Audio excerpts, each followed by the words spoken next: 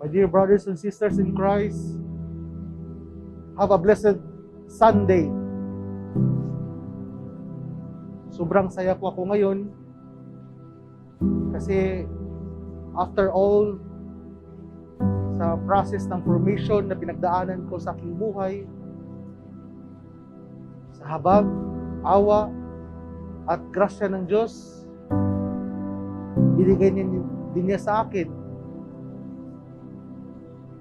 the most precious vocation na tatakabin ko mamayang umaga,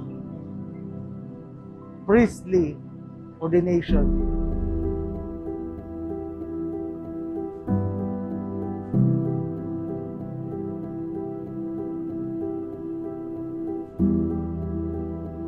At first, nagtaka kami kung ba't yun ang pinili niyang linya o yung vocation. Pero sa kalaunan, na-realize ko din na parang gusto ko din yung ganun. Kasi isa din akong Knights of the Altar. Sabi ko nga sa sarili ko, sana makuha nyo to. Sana makayanan nyo to.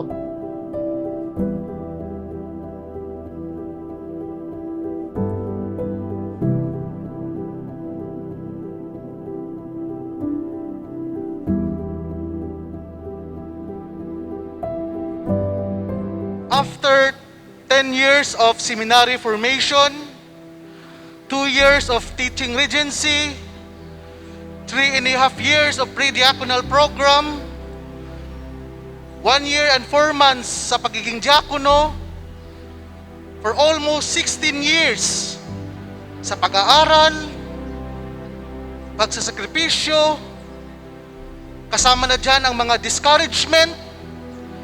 Sabi nga ni Bishop kanina, kasama rin dyan ang paghihintay, pagdarasal, at pagtsatsaga.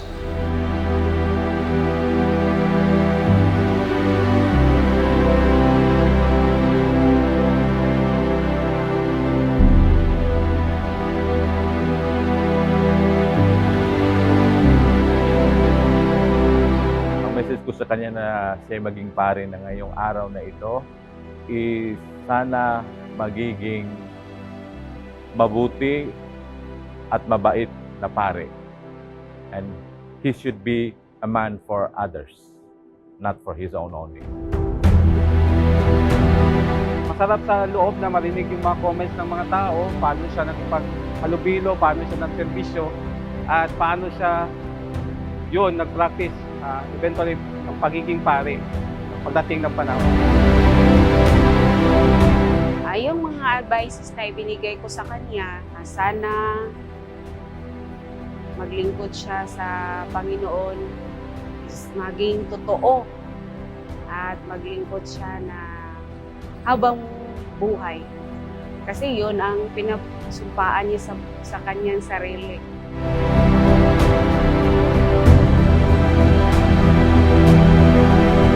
As a fruits of our faith with hope that God in His time ay kikilos yan, gagalaw yan. Hindi ayon sa ating mga plano, ayon sa ating mga kagustuhan, kundi gawin lang natin ang nararapat ayon sa ating sinumpaang na pangako na tayo maging tapat sa ating Panginoon, lalo na bilang isang pare.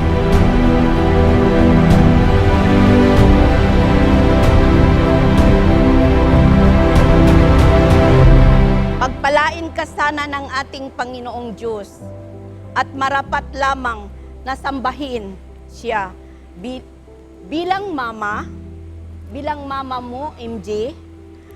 Kahit anuman ang magiging hangarin mo sa buhay, patuloy kitang susuportahan. Ang kaligayahan mo, MJ anak, ay siya ring kaligayahan ko. Ito ang tandaan mo, anak, MJ. Mahal na mahal kita, anak.